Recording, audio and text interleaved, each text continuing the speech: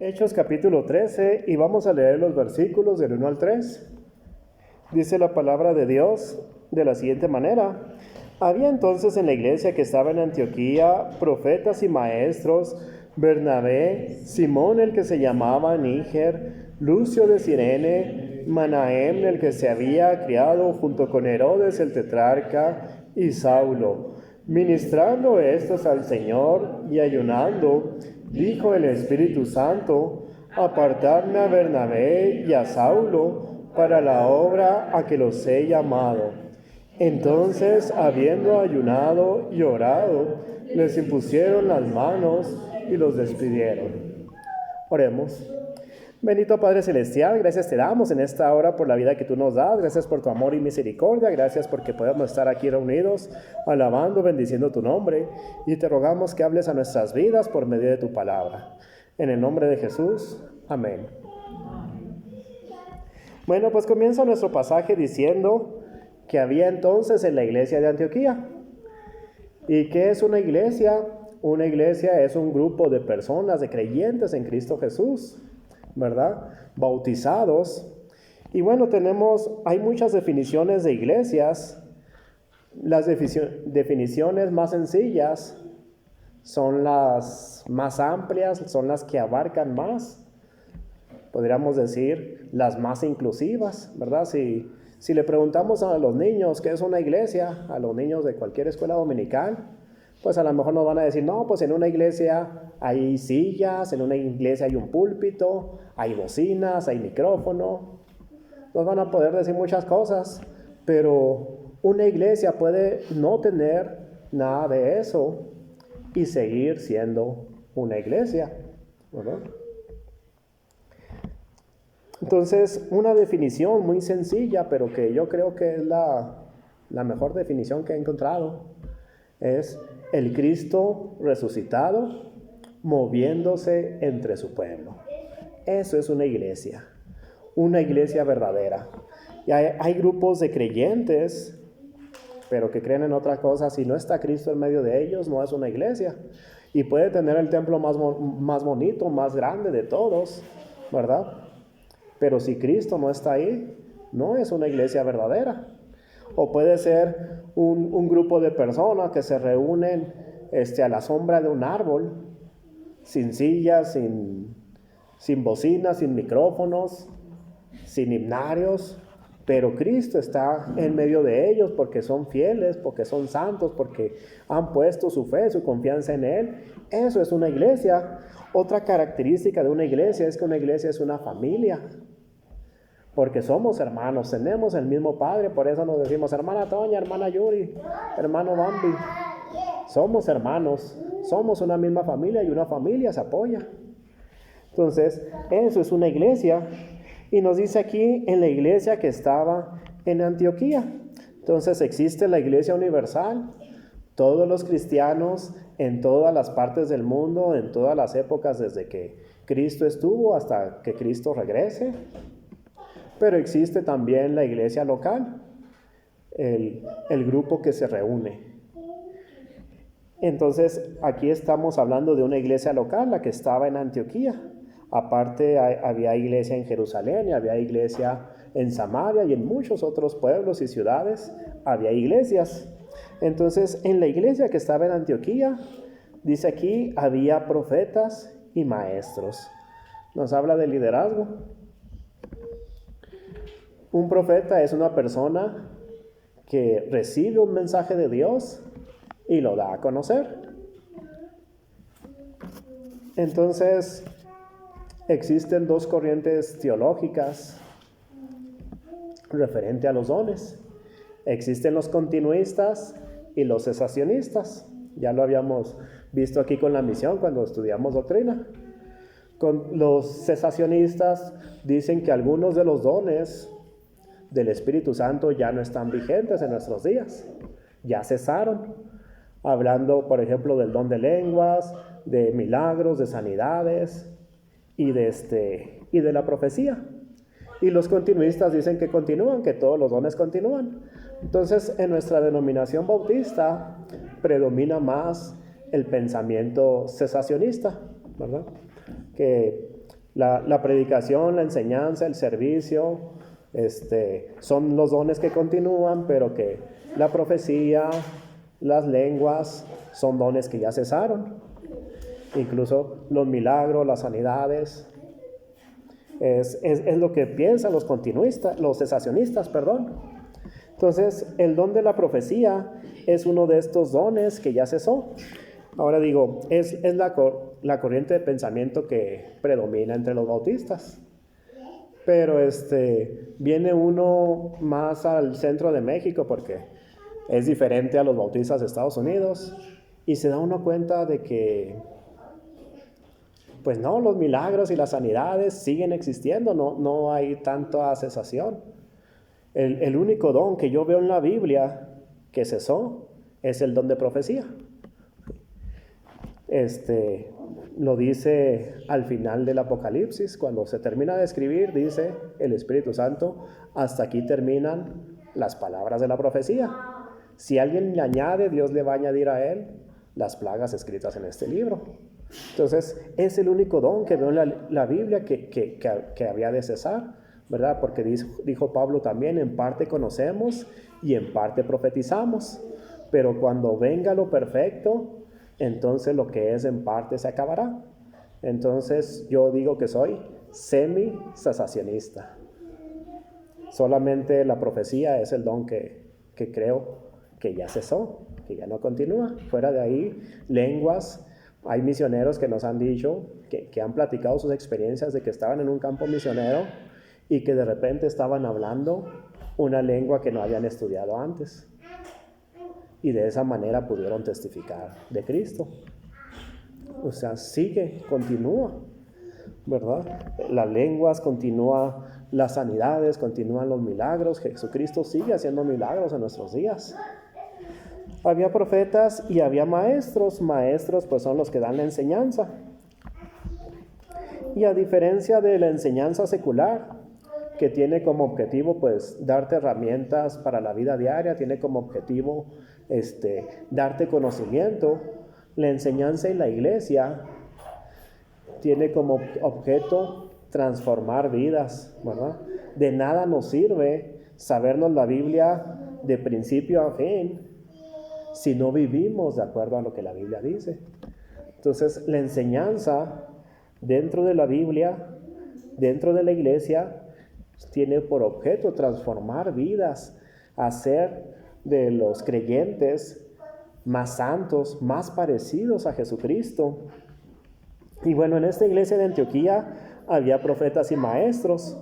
No nos dice aquí que hubiera pastores y diáconos. Si algo tiene la iglesia neotestamentaria, es que en su manera de organizarse era flexible. En Jerusalén hay pastores y diáconos, pero en Antioquía hay profetas y maestros. Y sigue habiendo un liderazgo, eso sí. Y nos da los nombres de algunos de estos profetas y maestros: Bernabé, Simón, Lucio de Cirene, Manaén, el que se había criado junto con Herodes el tetrarca, y Saulo. Son nombres judíos, son nombres en arameo, aunque es una iglesia que está en un pueblo gentil. Esta iglesia comenzó porque cuando muchos creyentes de Jerusalén salieron por la persecución que había, llegaron a Antioquía y le predicaron a los griegos también. Entonces hay griegos y hay judíos en esta iglesia. Y todos una familia, dejando atrás las barreras que en el tiempo había, ¿verdad?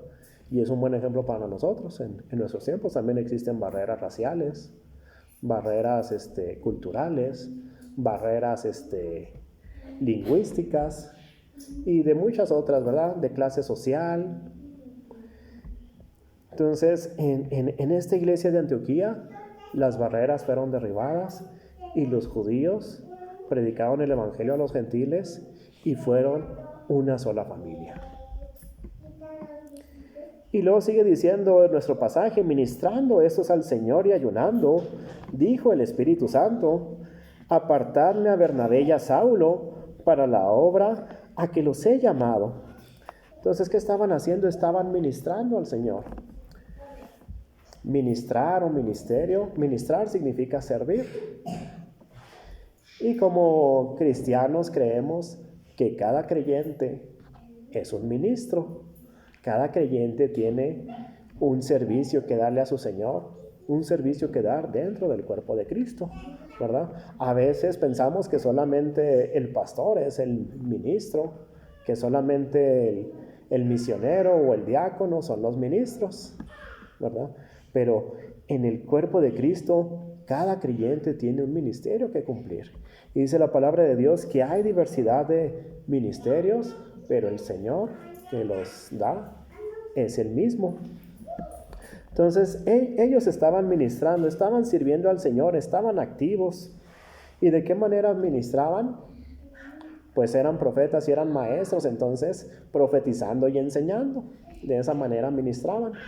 Estaban ministrando y también estaban ayunando. Y el Espíritu Santo les dice: apártenme a Bernabé y a Saulo para la obra a la que los he llamado. Saulo y Bernabé habían sido llamados, pero la iglesia fue informada de que ellos habían sido llamados. El Espíritu Santo le habla a los líderes, les dice: apártenme a estos dos. Y vemos en la Biblia que cuando Él llama a alguien, Él también le muestra a su pueblo a quienes está llamando a Él, ¿verdad? Cuando Dios llama a Moisés y Moisés dice: no me van a creer, Dios le da a Moisés 3 señales para que el pueblo de Israel creyera que Moisés era el líder levantado por Dios. Las primeras señales que Dios le dio no eran para Faraón, no eran para los egipcios, eran para el pueblo de Dios. Luego, después de Moisés, a Josué le dice: vamos a cruzar el Jordán, voy a detener las aguas para que sepan que como estuve con Moisés, estoy también contigo. Entonces, nuevamente Dios le está mostrando a su pueblo que Josué era el que Él había escogido, ¿verdad? Y podemos ver más ejemplos, y en este caso también lo vemos. Dios le dice a su pueblo: he escogido a estos dos para una obra especial. Por el resto del libro, pues sabemos que Pablo y Bernabé, Saulo es Pablo, ¿verdad? Fueron llamados a la obra misionera, fueron llamados a ir por muchos pueblos, llevando el evangelio, abriendo nuevas iglesias. Y aunque Saulo y Bernabé muchas veces regresaron a Antioquía y compartieron con la iglesia sus experiencias y el trabajo realizado, ninguno de los dos se quedó a pastorear en Antioquía, porque Dios no los llamó a eso. Dios los llamó a ir a abrir obras nuevas. Entonces, sucede en nuestras iglesias que muchas veces el pastor o los líderes se dan cuenta primero que el mismo llamado de que Dios lo está llamando, ¿verdad? Porque a veces el llamado anda como Moisés: no, pues creo que yo no. Y otras veces sucede también que alguien dice que tiene llamado, pero la iglesia dice: no, él no, ¿verdad? Entonces, cuando uno realmente es llamado, no solamente él va a decir que es llamado, también los demás lo van a notar, ¿verdad? Imagínense que nos diga alguien de repente: no, pues que Dios me dijo que yo voy a ser su pastor, pero si ni llegas temprano a la escuela dominical, pero si asistes no, es que no vemos fruto en ti. Es más, a veces que quieres dar una opinión, dices cosas que no tienen sentido, ¿no? No, pastor, no. Pero en cambio, otros, no, hermano, tú deberías ser pastor y no, hermano, no. No, sí, nosotros vemos que Dios está haciendo algo en ti.